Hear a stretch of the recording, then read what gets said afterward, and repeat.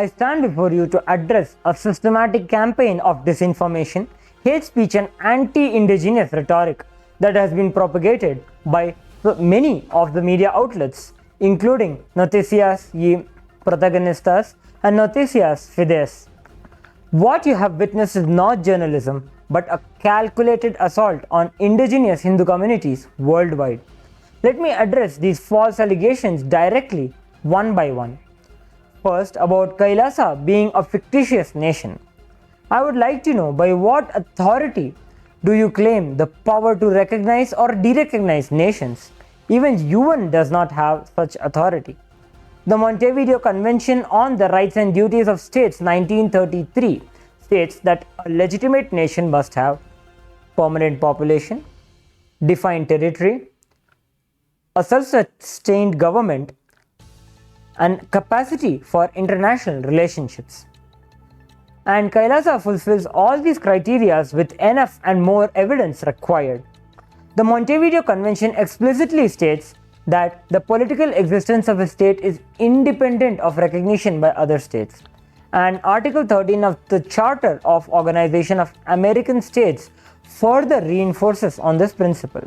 So your characterization of KAILASA's fictional nation is a strong statement against the Hindu diaspora worldwide.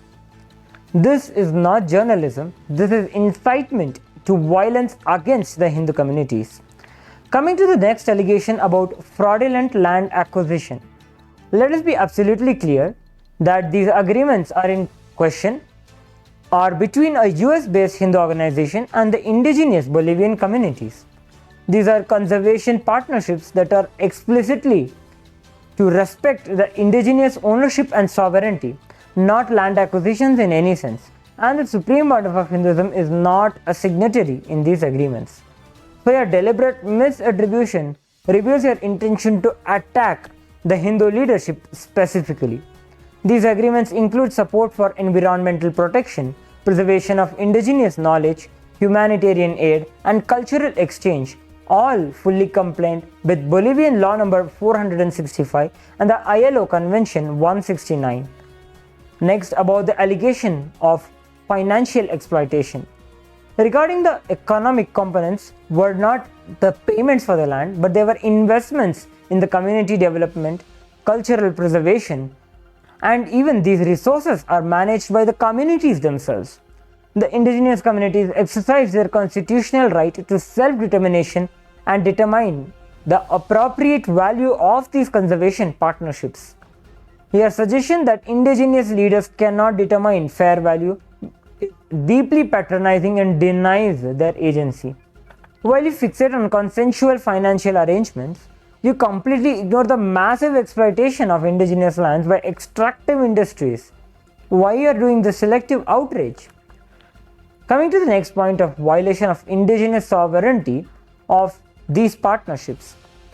These partnerships explicitly honor the indigenous sovereignty with all agreements and recognize the indigenous autonomy and decision-making processes.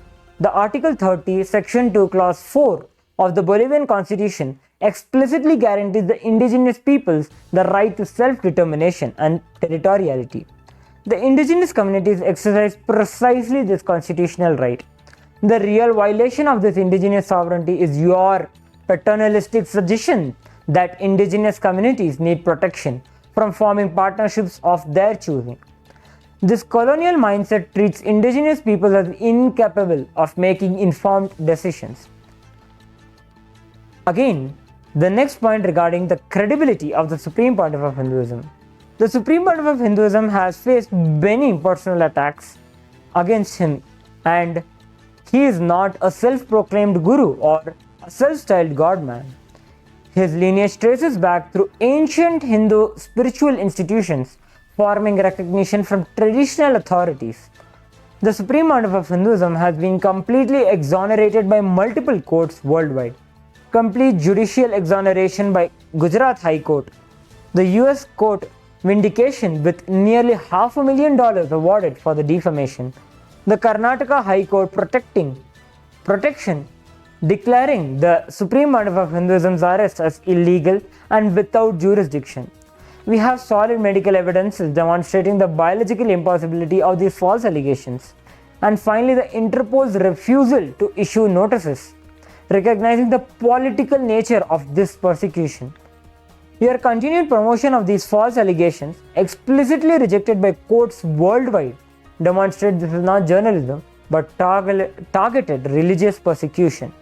Next point being about the alleged rejection by the indigenous communities.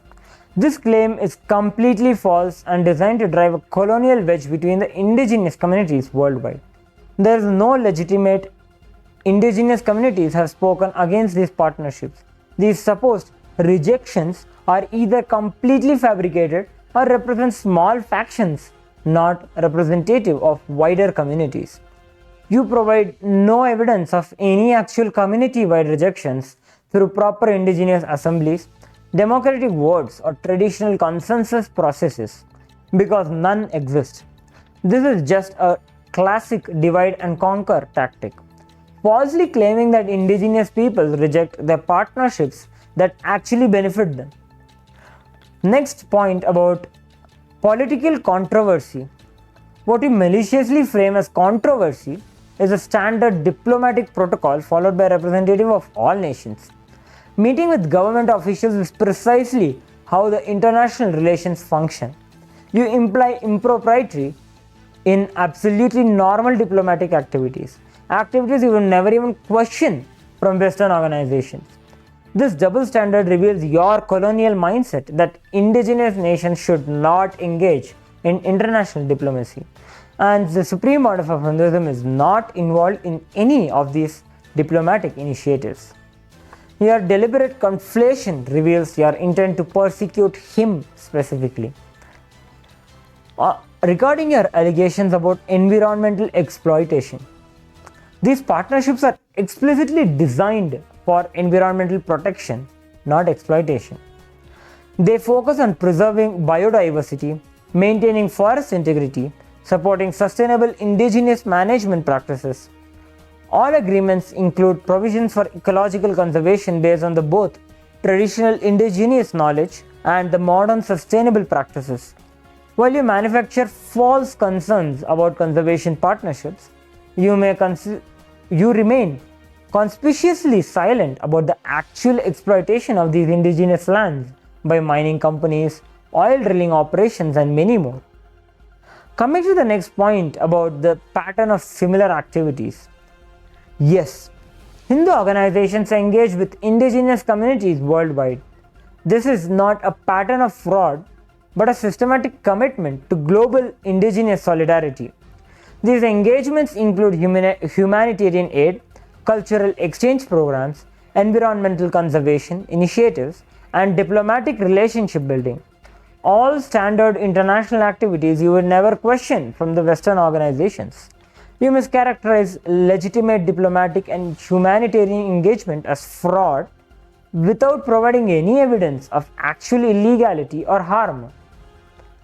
Regarding the allegations about the false representation at the UN, the Hindu indigenous representatives have legitimately participated in various UN forums following the established protocols for civil society and indigenous representation. The United Nations has published over 21 reports documenting the persecution faced by KAILASA and the indigenous Hindu communities worldwide.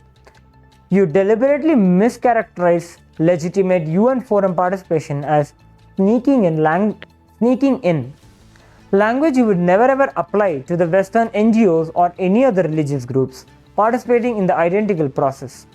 Your claim that India informed the United Nations and the recognition was withdrawn is a complete false news. No such event has ever occurred or been recorded.